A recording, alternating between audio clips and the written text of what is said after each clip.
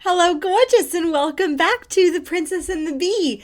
I am so excited to be here with you and be bringing you an extraordinary guest. I met Marlene McCohen way back in, God, I think it was like 2005, when we were both studying at Playhouse West Acting School in North Hollywood. And in my book, Mindful Meals, I share about how transformative this school was for my development. And it was also because of the extraordinary people that I was blessed to work with and become friends with, like Marlene. And in this episode, we dive into how acting actually prepared us both for business, for developing our brands, for connecting with our customers. And that was the power of some of the things that we learned at Playhouse West, which is based in Meisner, the Meisner study, which is basically putting all your attention on the other person and living truthfully under imaginary circumstances.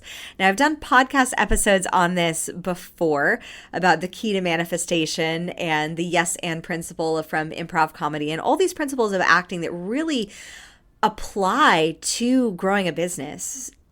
And Marlene just takes it to another level in this episode with the success of her YouTube channel, Parrot Station. We dive into why you need to be passionate about what you do and how building your business on somebody else's business, i.e. YouTube or Facebook or anything else like that, is a weak strategy for long-term success. And Marlene has successfully built a business that she is 100% authentic about on this episode. And I just want to honor her for the openness and the vulnerability, because sometimes, especially if you have, a certain amount of followers or a certain amount of subscribers or, these numbers that we think mean something, we think that everybody's got their ish together, right? When really we're all works in progress. We're all learning. We're all growing.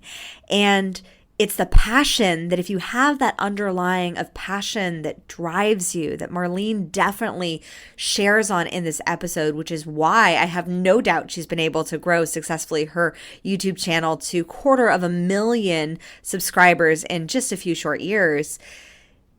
It's that passion and that consistency and that discipline that she dives into what is required and how the lessons and the tools that we learned from acting and from Meisner and that study that we did at that school, how that really prepared us both for growing businesses that we absolutely love. And I am so excited to share with you Marlene, and for you to hear her passion for birds that I have seen. I have known her since 2005 or 6 or so. And so I have known her to have this passion for birds. And the fact that she built a brand and a business around her bird loving community just speaks to what you can do when you choose to show up authentically, be vulnerable, be open about what's really going down, and put all your attention on your customers whom you love to serve because of this underlying passion that you have for what you do and for the mission that you are called to. So without further ado, I bring you the queen of the birds, the princess of parrots, Marlene McCohen.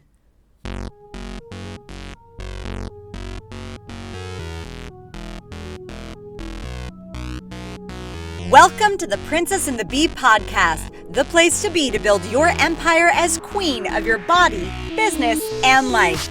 I'm your host, Kimberly Spencer, founder of crownyourself.com, and I'm an award-winning coach, Amazon best-selling author, and multi-passionate entrepreneur.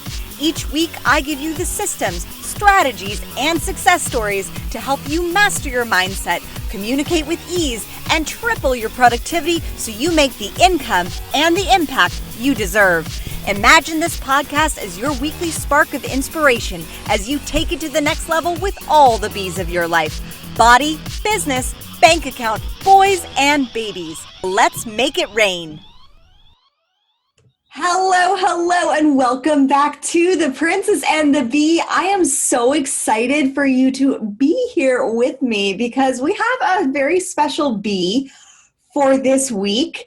And I don't mean that, just because she's a badass, amazing queen. She's also like the bird queen. I have today Marlene McCohen. She is a YouTuber. She's the founder of Parrot Station, and she shares her life with parrots and other animals. She teaches bird owners how to care for parrots, tame parrots, and most of all, give their parrots a cage-free life. She has a ton of birds. She makes new parrot talk videos and parrot of the day videos for her sniffer community, for all her pets. And by the way, her pet stars which have to be named are Rocky the Harlequin macaw, Picasso the mustache parakeet, Jersey the umbrella cockatoo, Vinny the gala cockatoo, Cody the African gray, Sandy the dog, Harry the dog, Charlie the duck, a duck, Starbucks the cat, Stanley the gecko, Pastel the chameleon, and Mr. Finch, our Finch. Holy moly, that's a lot of pets, Marlene. And a little bit of backstory about Marlene. Marlene and I go way back. She knows me from a past life when we were acting in Playhouse West over a decade ago. Yeah. And I have loved watching her blossom and create this parrot passion that has happened. And the YouTube subscriber count, it's like 225,000? Something like that.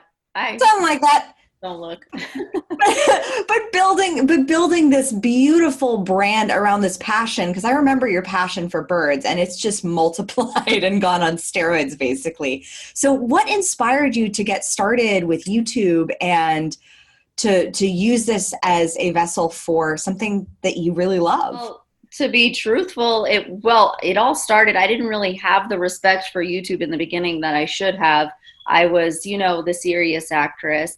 And then I just really, it all began with one of two things. One, my bird died. My African gray George died. And I thought to myself, I have to do something in the name of him and helping other bird owners. That became the most important thing to me. But it took me 3 years to actually do it. And I had YouTube videos years before, but I never followed through with them. And I was just watching my sister watch YouTube all day long. And I was like, what are you doing? I'm like, so one, this is what they're interested in. It's YouTube over TV. And then we watched some trailers of people, actually they were of movie trailers. And all those actors were from YouTube. I didn't know, but she knew. And I'm like, whoa, that's what I'm missing as an audience. So I just kind of was like, oh, well, I can combine my love of acting and creating a show with my love of birds to help bird lovers. And I just kind of made sense. And it's hysterical. Your sense of humor is always been really unique. And it's something that I love that you just bring. You just kind of brought the camera with you. And so how did you discover that? I mean, I know as actors, we have that ability to just be comfortable with the cameras. So, but sometimes actors I've seen, they pigeonhole that to not be a part of their personal life. And so and pigeonhole, no pun intended, but how did you start just allowing that camera into your personal life and into your life with birds? Well, it was kind of a transition. As far as being comfortable with the camera, I was always comfortable with the camera. And in general, in our house, my sister used to live here with us. We'd pick up a camera for everything. I'd be like, oh, wait, do that again. And I'd give her the kind of cue line, and then she'd respond when I thought it was something, and she'd just pick up where it went. And so we did that all day long for ourselves, but we didn't show it to anyone. I mean, maybe we put it on Facebook, family chats, So I always dreamed of having a reality show around our life, just because people in our house or anyone visiting is like, you guys are so funny. And I don't even think half of that gets shown, because on YouTube, it's kind of 10 minutes in this situation that you're getting to see. But as far as a YouTuber, how did I start letting the people in to see the rest of my life? It kind of started because at first I made only educational videos. Then I thought, I want people to know how funny birds are and how funny situations are. So I started a Storytime Sunday, but I started imitating my dad and imitating my mom and telling them all the stories. And I'm like, I'm going to show them. I'm going to show them these people. So I just started picking up the camera one day and kind of doing like a vlog, follow me around kind of thing. And everyone surrounding me, especially in my family, is really good at like picking it up. They're all natural actors except George. But George has learned to be, so it's kind of cool. Like George, you got to set him up and like get it on the first, like the reel, which I also know how to do from just like all my directing experience, which is like my real passion. So it was a little scary to let people in. I think someone said something key one day, and that made me go, okay, I should show George more. So in the beginning, like I wasn't showing my relationship or who George was. I would just tell these stories. And then I started showing like Vinny, my bird dive bombed him one day. And I was like, that's funny. So I'm going to post it. And then when I had a meetup, a guy came up to George and said, yo, bro, I'm so glad that you're putting the videos now. Because now when I watch, Marlene, my wife isn't like, what are you doing? Now I can be like, yeah, you see, there's a guy in here, like, so I was like, oh, wow, this does help the situation. Because as actors, we're so used to like hiding our relationships so that we go forward looking available and looking, not that you want to, you know what I mean? Just like, how it is in casting, they're like, oh, you have a boyfriend, next. So you just keep all of that private. So I was kind of afraid to show that part of my life. And it's kind of funny because sometimes people don't know who George is still, and I'll never like answer. So it's really funny. I'll just be like, haha, that's funny. I just want to see if they get it. And then the other day someone was like, I love the shirt that your dad wears. And I'm like, this is great. Not correcting that. I need to live in this for a while. It's funny because people have said, I've had a couple people comment and like, is that your dad? I'm like, no, that's my husband. I will correct that one because I'm like, no. We have a child together. So, but looking at bringing that camera in and your director experience, how did you start take directing into now what you have is directing a business in essence? Because you have your featured fun subscription, your feathered fun subscription boxes. Fun box, yeah. Feathered fun boxes and your merch. And now you just got, can I say? Yeah. Yeah, you just got your own bird toy line. Yeah. It's very exciting. How did I take directing into managing people, kind of? We're managing a business. Well, we're a very small team. So, it's really me and Megan, who is amazing, who I really has just like been an asset, and my friends, they volunteer, like my friend Noora and Tracy. Like, it's unbelievable how my friends LL, Michelle, the other day just came and they just helped me pack these boxes. Because, with the bird world, there's actually not as much profit as it looks like, because you have to get these things like from wholesale, then distributor. So it's a lot of good marketing in terms of like things look like they're a lot more profitable than they are, but they're a lot of fun. And I think the way to get people to work with you and help you out is to really be passionate about it, and also to treat everyone like a team member is the most important thing. Is these are my friends, these are my team, and I'll do anything for them as well. So I think I know I answered so many different aspects to that. But I guess the core of it is, my mom says I was a born director since I was a kid, from directing people to directing films to directing people to get to do what I want to happen. But I'm also very fortunate that I have really, really good friends and a good team. And I think we probably look a lot bigger than we are, but we're very small and we work very, very hard. So I get to have really close relationships with everyone. And I think like we all need to learn to say what we want out of things, So much yes to that statement, because I think a lot of times, especially when you're building anything, we're scared to say what we want. I mean, sometimes we're scared to even say what our dreams are. I had one client, she had told me that she wanted $1 million business before she'd even told her husband. And we'd been working together for 8 months. And I was like, girl, ask your husband for support. And all it takes, I think, especially more so as women, we get a little afraid to ask. And so how did you cultivate that ability to just ask for support when you needed it? I think it's something ingrained in my personality. I had been very, very shy. So as far as asking other people, people that are not in my family, I always did have a very hard time. But I think when you take the passion and cross it with the realization of what you can do, and you make it about being for the world or for something else, then you'll fight for it better. You know what I mean? When it's for yourself, it's like, okay, I want like a fancy car. But like, how can you stand behind that? I mean, you could in certain circumstances, but I think like doing things for the bird world and for the bird world to feel like they have like an upscale brand or like that they're recognized, you know, you see driving down Ventura Boulevard, driving down Melrose, wherever you are in Los Angeles, it's like doggy daycare, pet hotel, doggy bakery, doggy chiropractic, like the bird world just doesn't have like all of that. And so I just wanted to bring that on that like more personal, exciting experience level. I think, you know, I think it's really about knowing your value. And so what would you say is the value that you are really just putting, that is like the foundation of your company, that is the thing that is just driving you and your team to go forth and expand?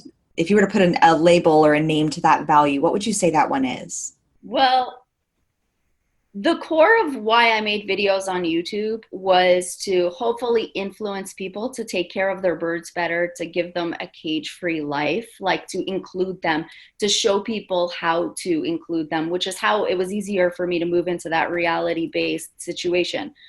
But when I'm building the business, it's also about the buyer. For me, it's like I want you to feel like I have thought of you. Like with our boxes, like there's something to be said for having, sure, we can have like a Parrot subscription box, but I want it to be an experience for you. Like, hey, you went above and beyond for your bird. Here's the present for you. Like you are a good bird companion. And so like everything is like, for me, the core of it is making the world cool. You know, our shirts are cool. Like everything is not just slapped on like a t-shirt. I try it on. I have them dropping samples at my house. I go pick them up. I try it. I say yes, no, fabric. Like I care about everything. It can't just look like, you know, you could buy it in Cabo because there's a macaw print or whatever. The character has to have personality. It has to tell a story. All of that is like just like the drive behind it, making you feel like you're part of a community. I love that. I love the attention to detail, and I've seen that with your branding and how you just brought that in. Did you always have that kind of eye for branding, or was that honed through your years of directing? I think it's like it's a lot of things. Like one, it was a dream since I was a kid. Like I used to go into like, you know, the department store and look up and see the names of people and their shoe line underneath and go, that'll be mine one day. Like that's what I saw for myself. And I literally throughout college and everything, I was like, how would my brand be? But I had no idea it would be birds. I honestly thought I don't know, like become an actor and then come out with a shoe line. And I design, like I draw bathing suit designs. I do all of these other things. But unless you have a platform or a lot of money, it's hard to start. So it's partially that, but it was also a lot of like research in experience. Like I would go to like VidCon, I would go to Vid Summit, like the things you do like with the coaching. And I would basically try to see like, okay, what works, like, and I would confirm that either I'm doing that or say what could I do better, like what would make this like more concise. But also like our Playhouse West training, it all has to be about like emotion for me. Like does this make me go, oh my god, like I love this, or I'm emotionally tied to this, or like in the name of one of my birds that I lost, like, you know, so everyone understands that. And then because we're like a very comedic family, I want things to be the inside joke. Either you get it or you don't get it. And that's what's cool. Like I want things to be highly personalized. So even our toy line, we named all the things off of things that you either may have seen on the show, our Instagram, or upcoming, you know? That is, I love your through line in essence of your brand, right? Yeah. Because I always think that like it's not coming from the background of screenwriting and acting in Hollywood, like that really sets you up for business if you've got that like hustle and that drive and that ability to see that bigger picture.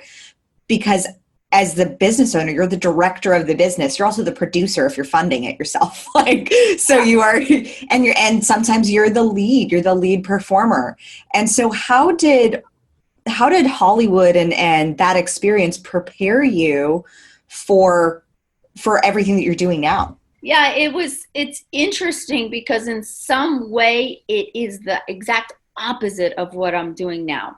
Because if I was just to go be an actor, and do you remember when like we used to go to the casting, you were a hustler and you were like, Marlene, this is what we're doing, and you'd like drop off our headshots, and I'd need you to like be the motive behind that, and we'd go drop it off. I was never good at selling myself. I was too shy. But once I started making my own films and the end result became so important, that's when I got like this business drive that I realized like, okay, there we can make something from beginning to end, and I'm going to care about everything. I'm going to care about this more than being cast in someone else's film, because I could be cast, do great work, and it could be edited bad, or the set could be bad and I have no control, and then I'm in another BCD movie, which I've been in a lot of, and I'm proud for those experiences because it shows you like how much you can do yourself. But for my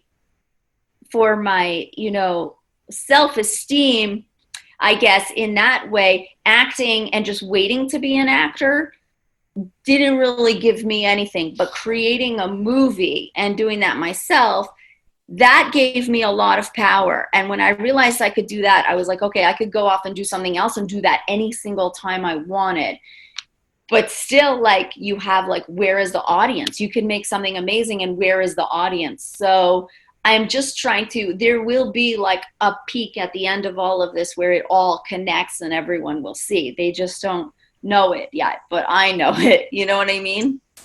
I totally say the same thing because I have worked with clients. Some of my clients have been producers and people in Hollywood, and they're like, "Are you ever planning on like, will you ever write another movie?" I was like, "Yeah, it's just not in this season." It's like, will it circle back? I 100% believe it, but sometimes I think like a bird, you have to trust that it's going to come back to you. So Yeah. you let it go, you let it fly free, and you say, you know what, I'm going to trust that it's going to come back to me because I know that that's part of what I do, and that's part of something that's something I love to do, and I know that it's going to be able to come back to me in some way. I don't know the form yet, but I'm willing to surrender that form. Yeah, absolutely. It will, because you're in charge of something huge right now, and you're building something big. And I always knew you would, because I just saw it in you. And it's like, you're doing this huge thing. Like, you don't need that acting. You're going to be like a someone huge that can be like, guess what? We're doing a film today. And that's what you're building up. And that's what I advise actors now, because I'm back in acting class and I have friends that are new actors and they're not there yet. They have to go through this process of like years and years of trying, and maybe they'll make it and they're great actors and I believe in them. Or maybe they'll come back and realize like, whoa, I have to build something up, you know? And I just feel like my one mistake was not building something up the whole time, you know? Mm. Yeah, I think that awareness of having that audience, because when you talk about building something up, it's about building that audience and having that platform, right? Yeah. Or is it something else that you're also Well, I thinking mean, of, like something that supports that? for us specifically, in our field, I think building up the audience is a very important part of it. Just the way the world is going today with social media. It's like back in the day when there was, MySpace, and it suddenly became the A&R for musicians. I'm not saying that's the only way, but if I'm going to make a show for Netflix and I'm in charge of that, and I'm going to look for someone either that's like, wow, these YouTubers are committed and making a show twice a week and executing it, and they're doing the whole thing there themselves. Like, there's a lot of trust there. There's a lot of trust that this is an executor. This is something. So that's what I would look for if I was head of production somewhere, rather than someone coming in out of nowhere with no experience. And I think that you touched on something very important there, of the consistency of the level of work that you're doing, of having that, not only that commitment and saying that you're going to be doing it, but that consistency of being able to do it over years and years and years. I mean, I heard an interview with Hugh Jackman and Tim Ferriss, and he was on Tim Ferriss's podcast. And he said when he started approaching acting, he thought of it like a business, where he thought, business owners, it takes about 5 years to get to that point where you are sustaining a level of success that really feels comfortable, and you're working at it consistently over the course of that 5 years. And so he took that same approach with acting. Yeah. And that's the consistency that it takes, and the vision that it's not just some, because sometimes that vision, especially when you get those initial rejections in anything that you're doing, whether it's in sales or your first rejections or your first haters on YouTube or whatever it is. But when you get those first rejections, really about holding that vision for where it is that you want to go and what it is that you're doing, so that that rejection or that hater or that whatever, that comment doesn't sway you from that vision, so that you just keep trusting in that thing that's going to happen regardless of, because you're committed to that. And I love the fact that you touched on that level of commitment and consistency that is required, that people are drawn to. Like, workers are drawn to workers. Yeah, it's true. Yeah. So I have to ask, because I know that you, like, when we first became friends years ago, there was this thing with birds that you called like sniffing. Yeah. And I never understood it, but can you tell us what the sniffers are? I mean, you built a sniffer community, and what is the sniffing thing that you do with birds? I can't believe in all the time I known you, I haven't had you sniff my bird. You have had me sniff your bird, and I didn't understand. I didn't know what I was looking for. You gotta come. Yeah. It's kind of like, I know you're speaking a foreign language. I know you're communicating in that language. I just don't know what that language is, and I'm not quite understanding. You probably didn't get the right sniff, but if you get a good sniff, birds smell like this baby powder and flowers. It's so bizarre. It's like it's just their natural scent. Or some birds smell like musk, and some smell like fruit. And so most of the time I'll tell someone, I'll be like, hey, sniff my bird. They're like, I don't know. And then they go, oh my God. Like, and then it just becomes, when you're relaxing with your bird, you're just like, it's like smelling perfume that's not overwhelming because you got to work hard to get it. So I think the first time I made like the Sniffers movie and started talking to people about it, they were like, you outed us. Like, and they didn't even notice, some didn't even notice they did it. And everyone was like, oh my God, you nailed it. Like, so it's kind of funny, And I love that you pinpointed and you built a community, and you kind of like outed that one thing that is for specifically like bird lovers who do it almost unconsciously. Like, they didn't even know that they were doing it. So knowing that, how do you apply that into that like skill set of just seeing what's obvious to you that other people don't see as obvious into your business? I think what happens is you just got to be truthful. Like, I used to, like, if we went out for the day or something, or we're gone too long, I'd be like, I just kind of need a sniff. Or me and my sister and brother would joke. We'd be like, like we'd see a picture of a bird, and like, then I was just like, there's got to be more people like this, and it sounds weird. And like, if you Google sniffers, it can mean other things. And so I'm just going to go with it. Like, it's just truthful. And I think as long as you're truthful, things are funny. If a joke is like, when there's some truth, that's when things are funny, when you're committed. And so I just went with it. And that's what people identify with, because they're like, wow, you seeing me, you're understanding who I am and what I do in the privacy of my own home. I don't hear anyone ever talking about sniffing parrots.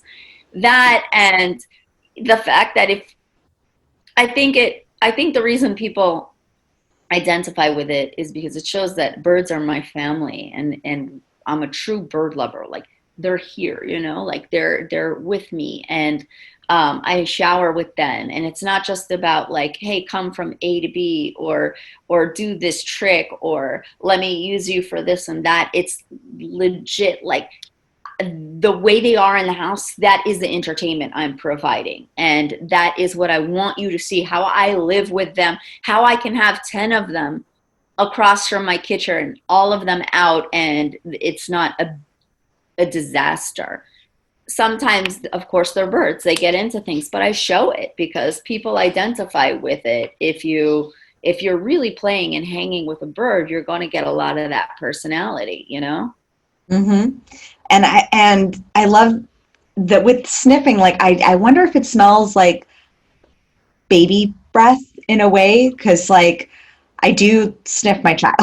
Like It I smells like a baby. when he's snuggling, I'm like, there's like this breath that's kind of like musky, and but it's also, it's like powdery, and it's like, it's this like little scent that he has, and I'm like, I don't know how he gets it, but it's the It is most that. amazing smell, and I'm like, it's my baby. It is that. Like, when you smell a baby's head and it smells like baby powder, it's Yeah. exactly the smell. And actually, it's really funny because when my sister was born, she was much younger than us, and we wanted to kiss her and stuff. And Dad was like, "No, no kissing, just sniff. Sniff is just as good," because he didn't want us like, oh, Yeah.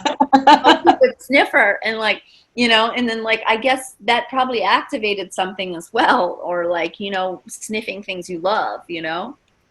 Yeah, I mean, well, it's one of our senses, and smell is so powerful for us to be able to experience the world. And sometimes it's those subtle things, those subtle scents that really draw us in, because it's like what you said with having somebody with like too much cologne, then you're just like, oh, it's like repulsive. But if you have that, like, it's subtle, and you're like, it's just enough where you're like, that is a beautiful, subtle scent that just feels like mine. It feels so Yeah, personal.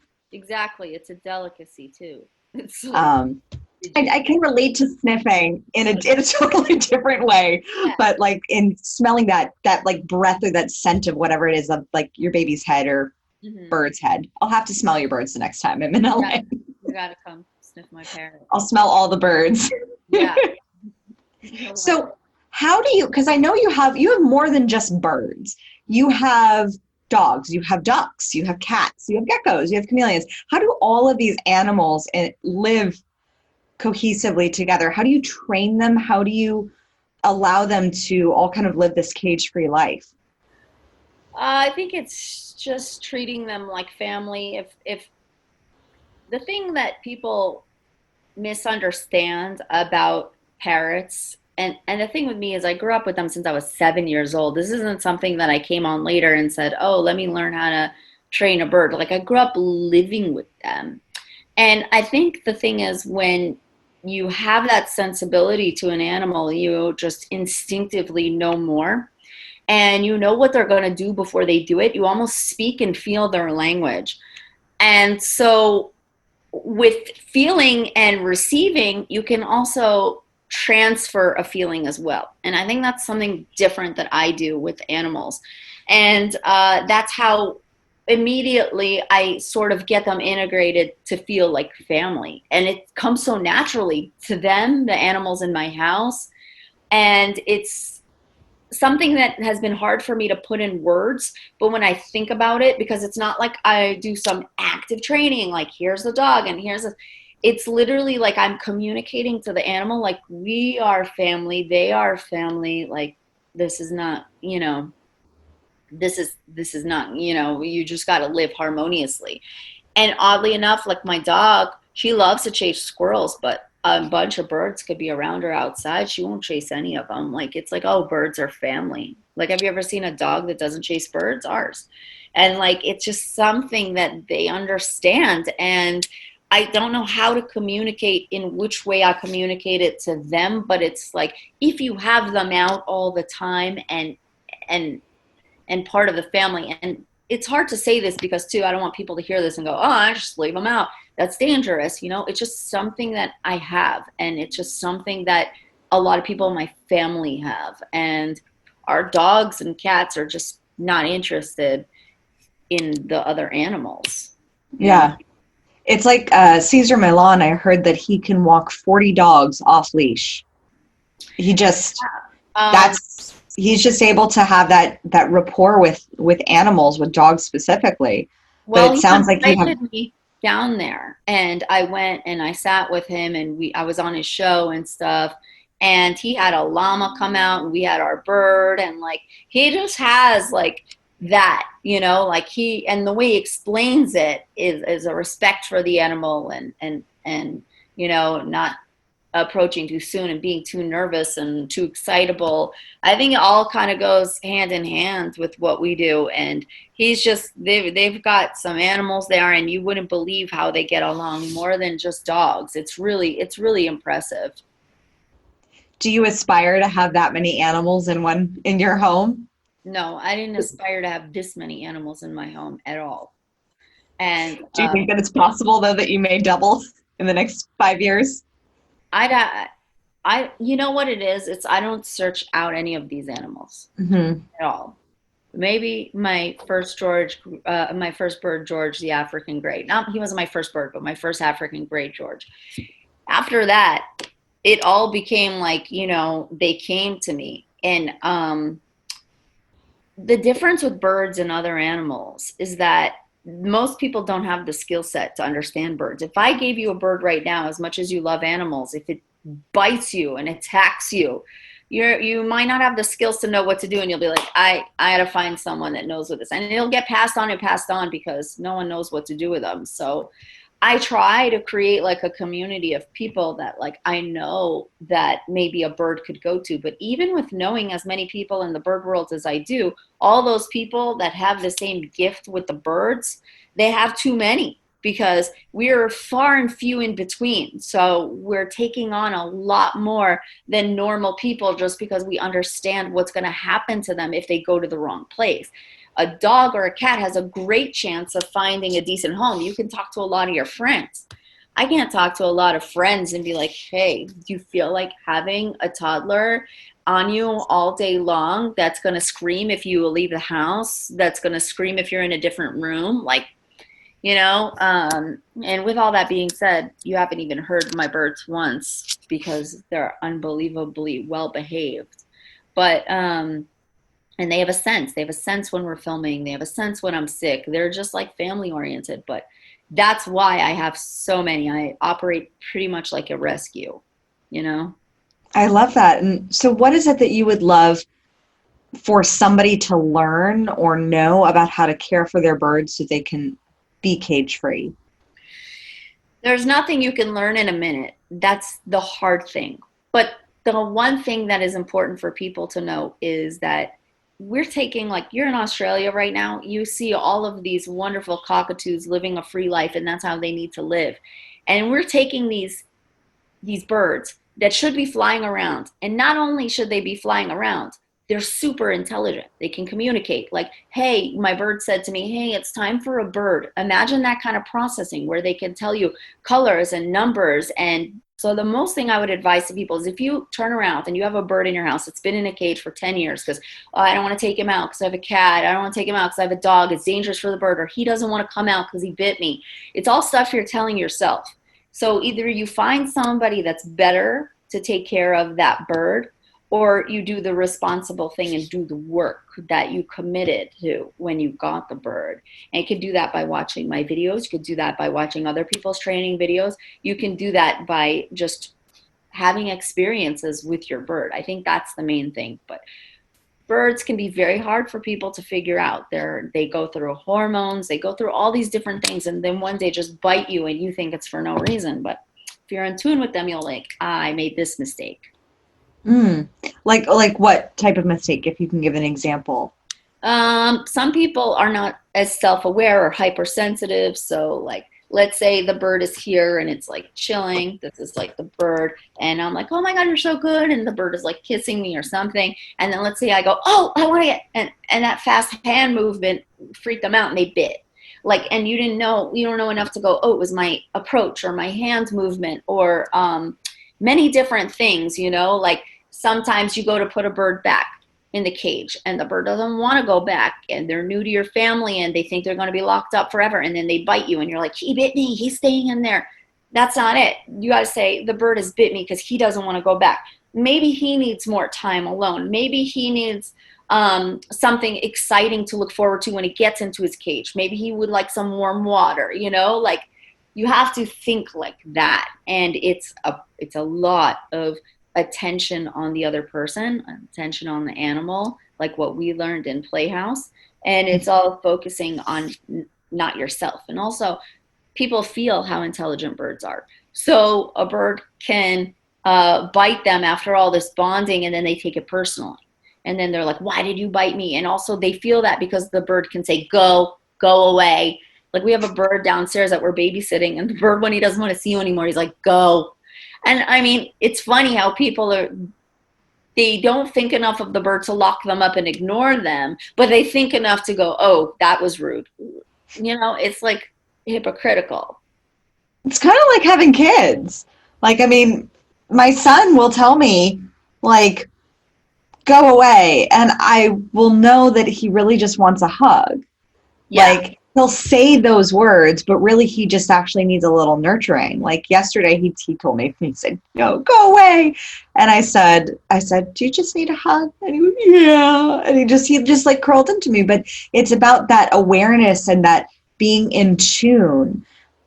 How, like, this is something that I see consistently, is that level of awareness of putting your attention on the other person. And something that I like from just our conversation today, like you're constantly putting your attention onto your customer, onto the birds. And was that kind of ingrained in you from Playhouse, of putting your full attention on the other person and really just being in the moment with your customer or your birds or your audience or the moment of what it is that you're doing? I think so. We're not perfect. We have a lot to learn, and like you just got to be open to that is the main thing. And when someone complains, you have to be like, well, what really are they trying to, like we have a situation that arises quite often where someone has ordered our box and then they email us and they're like, I just got the notification that it's on the way out, but my bird died.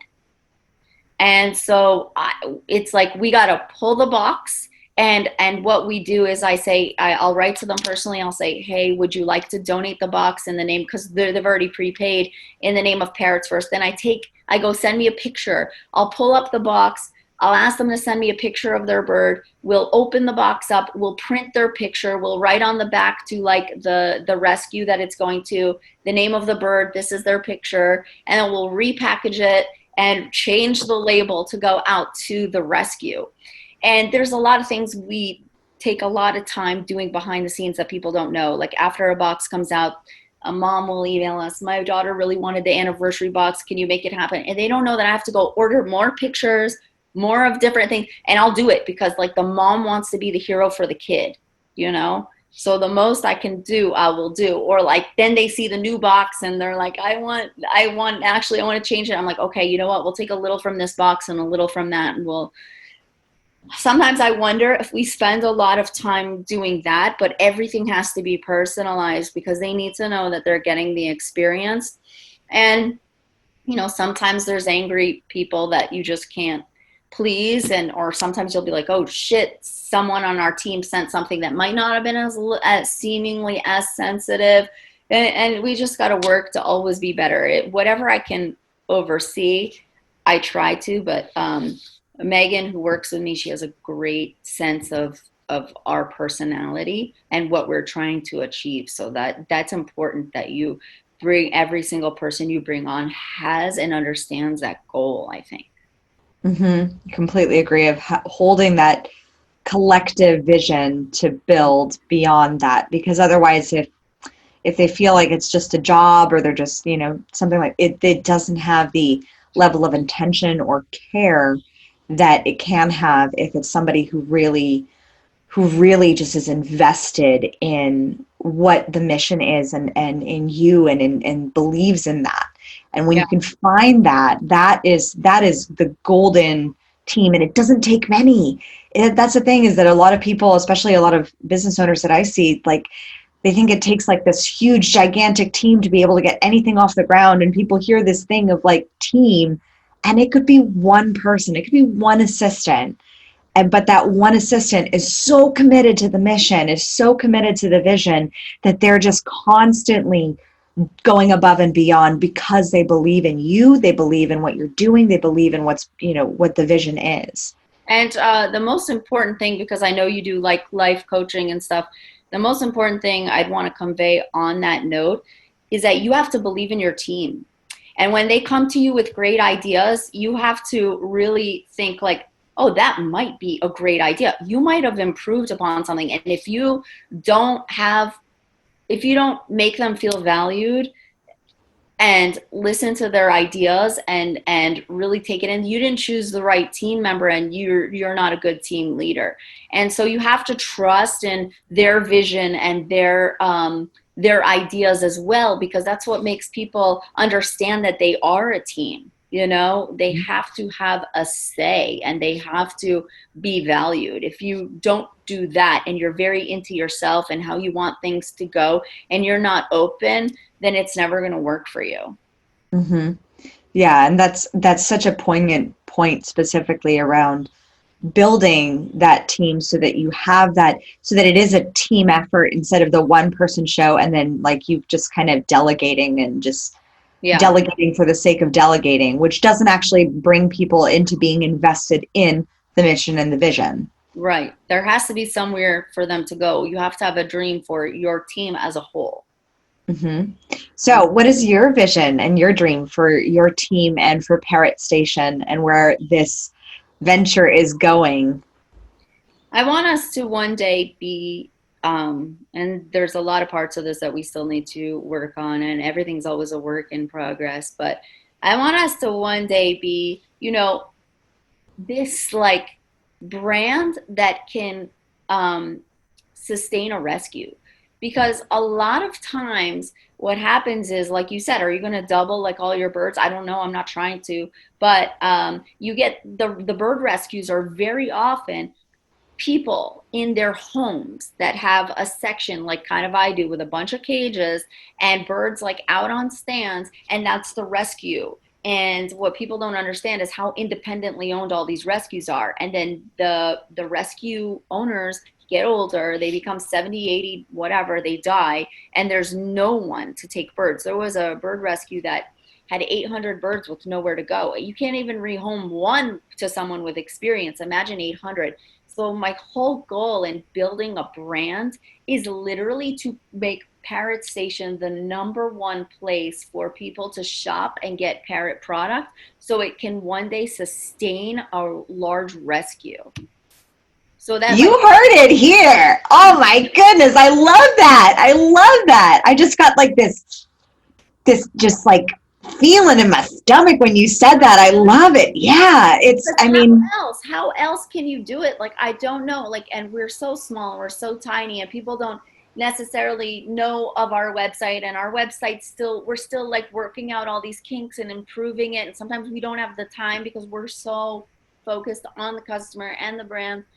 But like, I don't see any other way. Like, we need to be the next Chewy, so that we can have a rescue attached, and we can have an education center, and you could go and sit in a cafe in like a huge botanical center looking thing, and maybe pay $5 to get in, and that goes to the care of the birds, and then you can get educated. You could have a cafe with birds flying to you. Like, I don't know. Like, I just like think, and then there's this brand that's able to sustain that, and then maybe one day create Parrot Stations all over. I have no idea, but these birds need somewhere to go.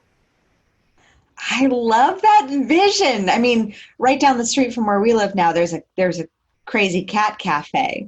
So That's franchising Parrot Stations yeah. to be able to have parrot rescues everywhere. I mean, I love like the vision that you painted just was so beautiful, and so I mean, I saw it of just being able to sit and enjoy a cappuccino and have birds fly over me. How do you prevent them from pooping on you, though? That's what I'm curious about, like from pooping on your head.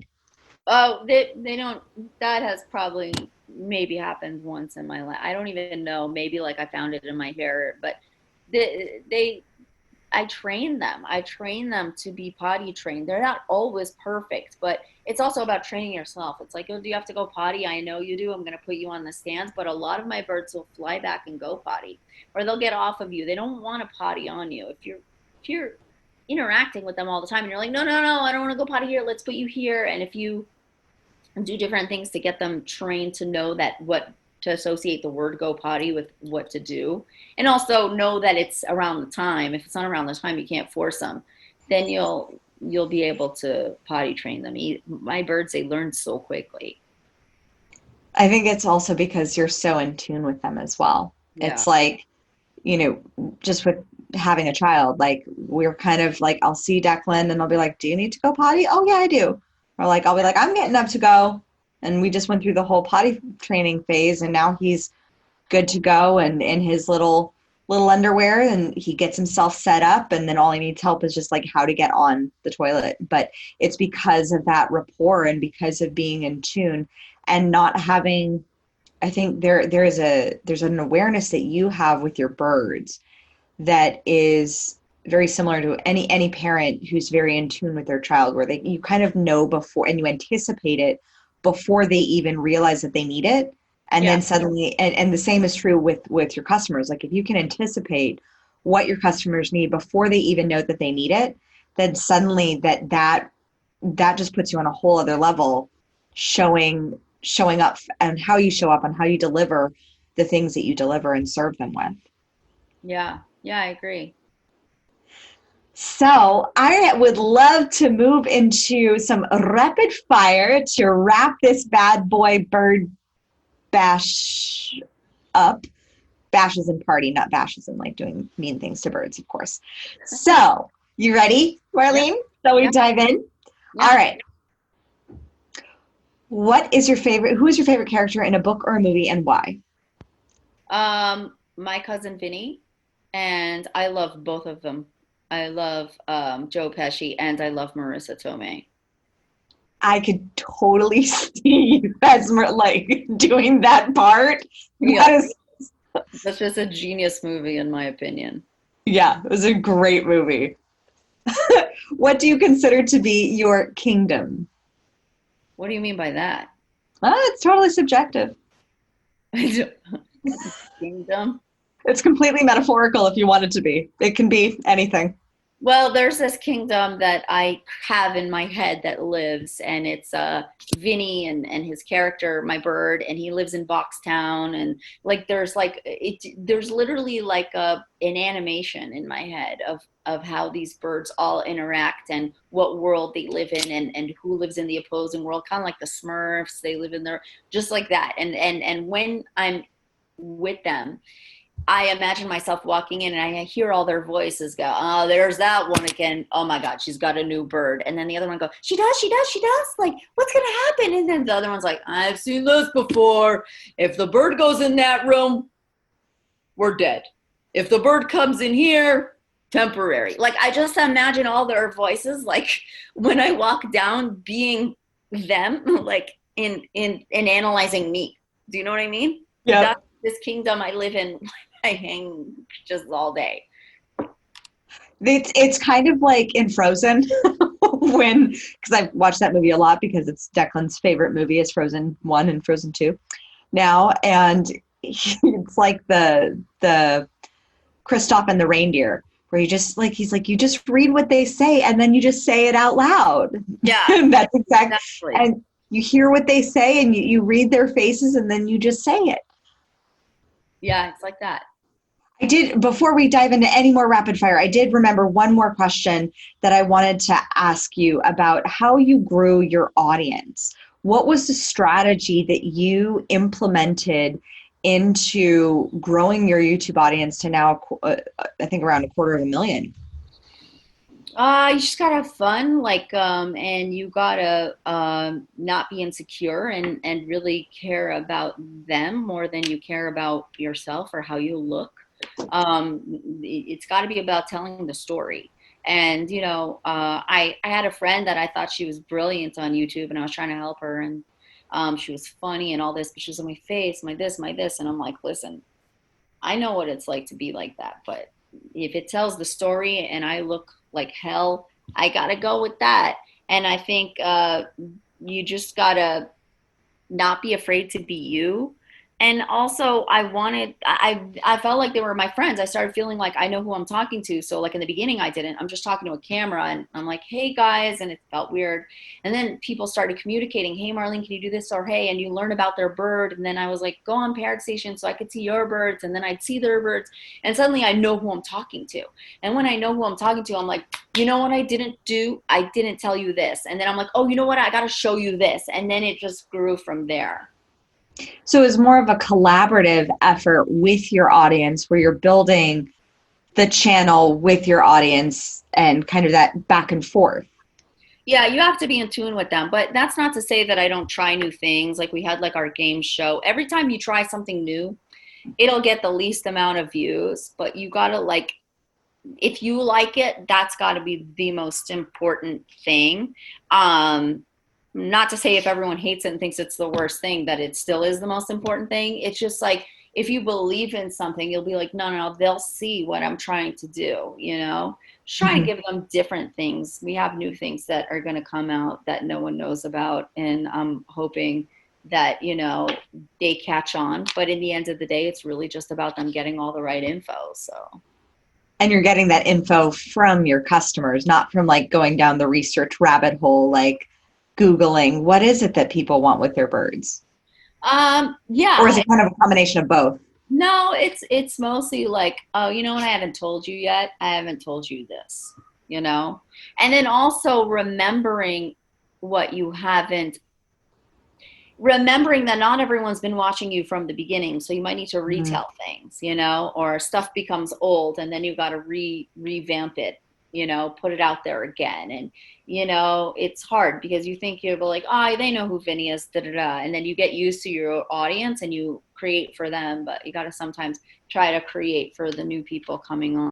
What about with diving into like the nitty gritty of YouTube and tagging and video captions? Like, how do you go about doing that just from a strategic marketing standpoint? I hate that stuff. I don't like I know how to do it. Like it's hard because a lot of times you got to create like this title that is truthful, yet it is you know what do you call it when it's like fake, like when it's clickbait. And Clickbait. Yeah. um a clickbaity title that it holds true. But then I'm always like hate doing that because I'm like, but you kind of got to do it because you got to be like, here's the thing. But I don't like it. Like, I don't know. That's my hardest thing because I just, by the time I've created the video and all that, I'm kind of feel done with it. I'm like, yeah, I want to do the next thing. So like the tags and all that, I feel like sometimes I don't give myself the best moments there when I should. Mm. Well, it sounds to me like you know what your genius zone is. I mean, your genius zone is like seeing that big picture of the creation, creating that creation. And then just like a film, you'd hand it off to like the marketing and publicity department to be able to Exactly. take it and distribute it That's the because department I need, the department that's like, hey, you have this.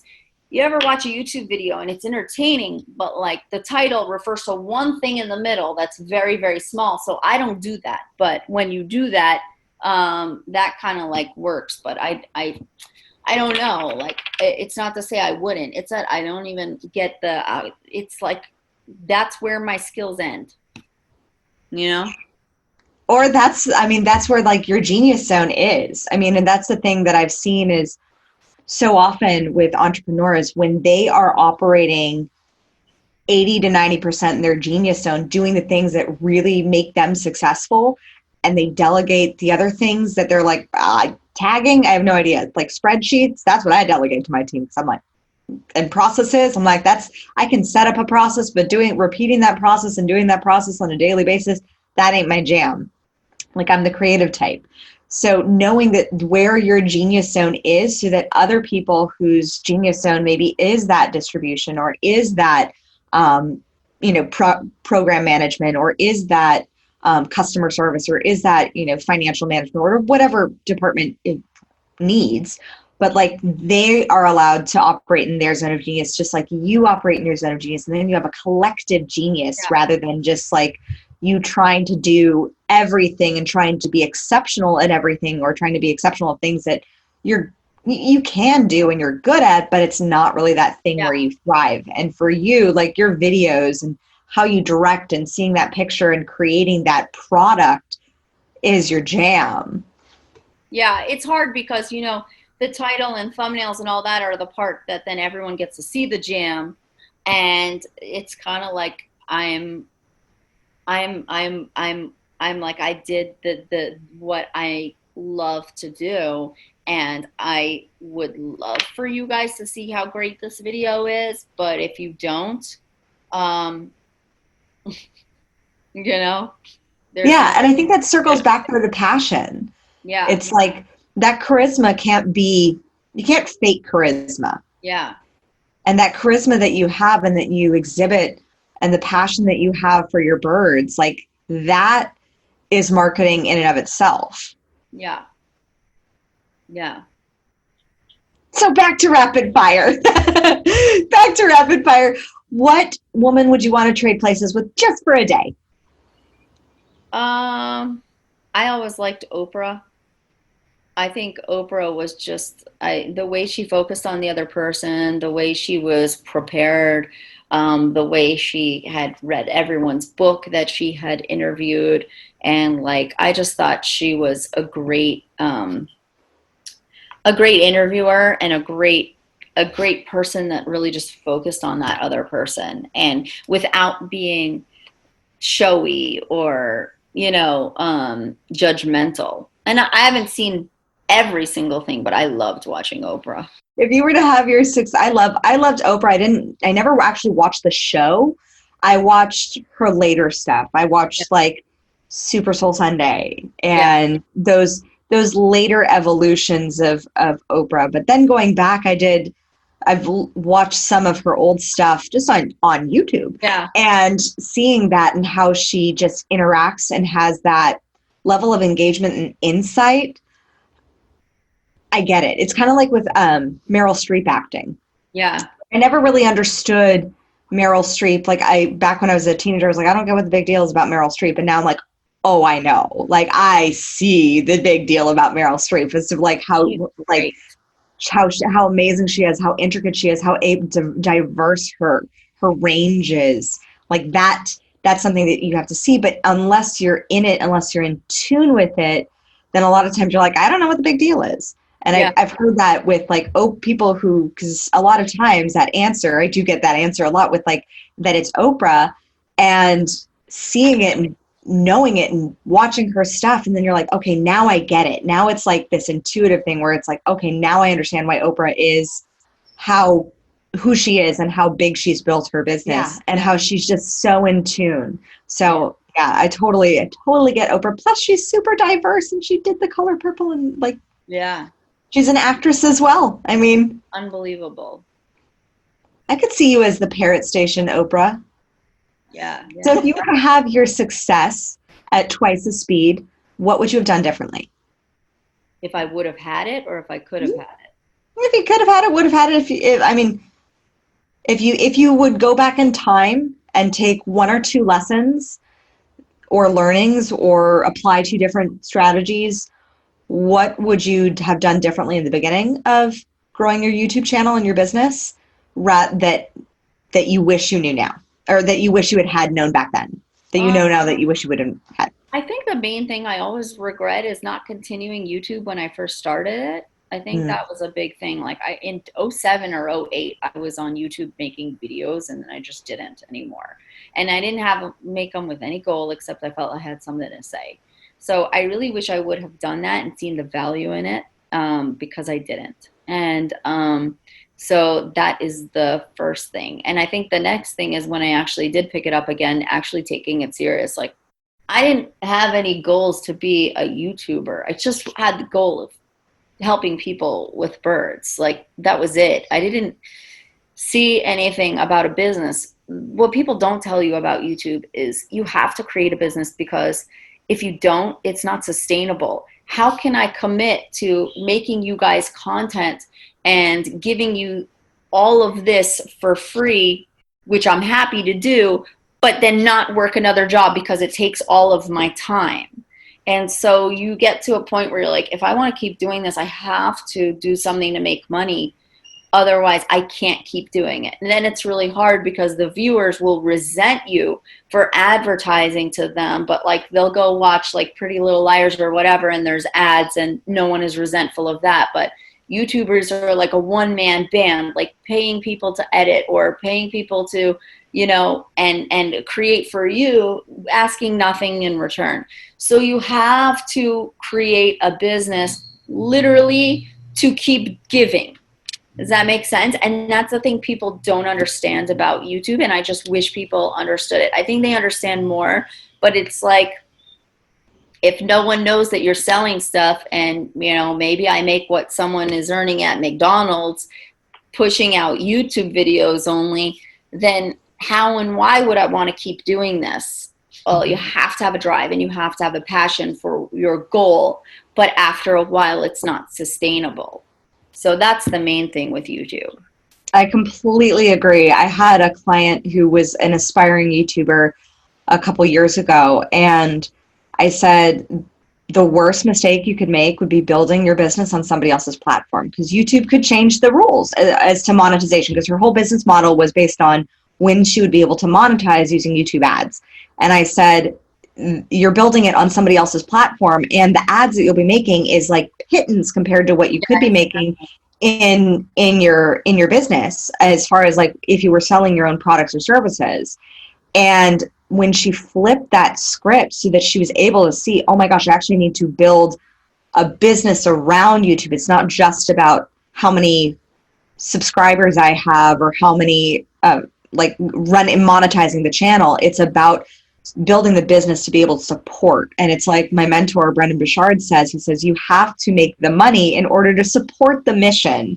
So building that business so that you can give more. I love that soundbite because it's so true though. It's like, that's exactly what you needed to do in order to be able to serve people and give them the information that they need to be able to take care of their parents. And then that exchange of energy, they get to pay you for toys and feathered fun subscription boxes and merchandise and supporting that brand. Then we have to pay. Then in the end, you find out, oh, well, I have to pay someone to manage that. And then there's really it just becomes a wheel that you're kind of managing until one day something will hit and you have to run on the passion. So it's interesting because it's like, sometimes I'm standing there and I'm like, oh my God, we have so much work. We have more work than we're capable of. And we're probably maybe breaking even with the people we need to hire. I'm like, I could have just been a housewife.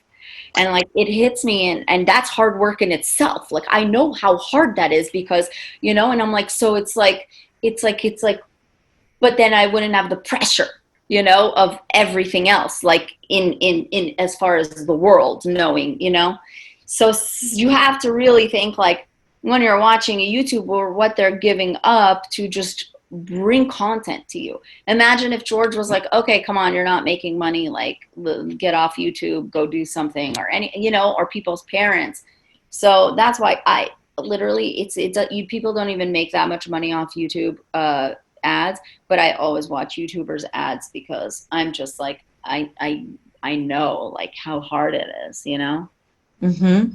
And being in the trenches with them, it makes you respect it. It's like, for me, writing this book of mine, like, I so respect authors. I don't care how poorly written your book is. I will like support you, the fact that you got a book out of you, because the process of that creation, of being able to do that and then put it out there and say like, this is something that's done. This is something that I do. And with YouTube, it's like doing that every single week, twice a week sometimes. Yeah. sometimes more. Yeah. And doing that and having that consistency and that ability to produce, that mad respect for when you produce. Like when I used to intern and read scripts, and I was a script reader, and I would write the stuff, and I so desperately wanted to help all these people with their screenplays, because there were so many that I was rejecting, but I had so much respect for the fact that they had written them, that it actually made it look so easy for me to be able to write it, like Yeah. write my own. Because I was like, oh, okay, I now know the work that's involved, the level of work, the level of dedication. I can do this too. Yeah, exactly. Yeah. I mean, So and with that being said, I don't want it to sound like I'm complaining about it. Like, I love YouTube. It gave me everything that I'm passionate about, like to the opportunity to get to present that to people. And I would be a huge advocate for YouTube for anyone trying to get a message out into the world, you know? I'm huge on that in that aspect. But as far as the viewers go, and knowing how hard it is and how hard the work is, and they always assume things about you. They're like, look at you in this house, and it's like, no, that is not the story, you know? So it's interesting from that perspective. yeah, and it's definitely that perception that people can have about you. I mean, I know that when I first started dating Spike, I had some of his fans come up to me at a convention, actually here in Australia, the first time we came, and his fans were like, "So you hit the jackpot?" And I was like, "What do you mean?" And they're like, "No, he's older. He's been doing anime voiceover for years, so he must be." And I was like, "Yeah, because gold digging for me is like it's aiming high for that eighth floor studio apartment." Yeah. Because that's what he lived in. And I was like, okay, like it's that perception. I said, yeah, anime doesn't pay that much. And that the perception that people have because of what they think fame is, and what they think, they see a large following, and they don't know the amount of work that went into creating that following, or the creating that subscriber base, or creating that business. Yeah, And so exactly. that's why I have mad respect for any person who's grown their business, who's grown their follower count, who's grown their subscribers, who's written a book, who's done anything by putting themselves out there, because staying in the dungeon of doubt is just so suffocating to prevent you from even moving forward, and it prevents that passion from coming through you. And just all the gifts that you've been able to give to your community of sniffers, like who would have felt voiceless about their sniffing capacity. Yeah. So I would love to know, last but not least, Marlene, how do you crown yourself? What do you mean? How? How do I crown myself?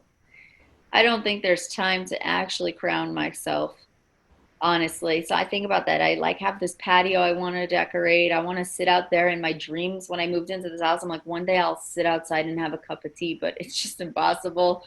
There's so much going on. And then on top of like the full-time job of like the website and the merch and all that, and then producing for YouTube, there's all the birds in the house that I got to take care of. So I don't feel like I've been able to crown myself yet, but I am waiting for the day. I'm excited to celebrate with you when you have that cup of tea on your patio, Oh my God. surrounded by birds, undoubtedly.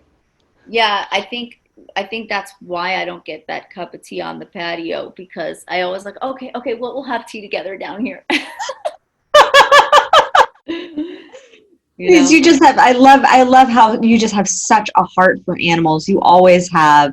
And your ability to bring that passion and that care and that intuition and that awareness to other people to help them feel supported in the bird community is so beautiful. So where can we find you? How can any closeted sniffers out there find your community and subscribe to your Feathered Fun boxes and support you in growing this vision to create the parrot rescues?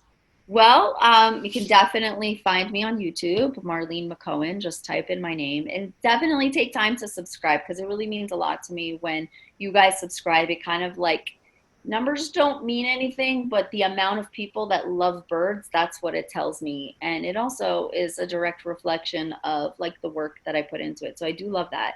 And of course, check out parrotstation.com, where you can check out our merch and new things that we have up there. Toys. We have so many amazing toys. And check back too, because we're improving and working on the site. And also featheredfunbox.com if you want to get your feathered fun box as a subscription box for your birds, which I'm really excited about.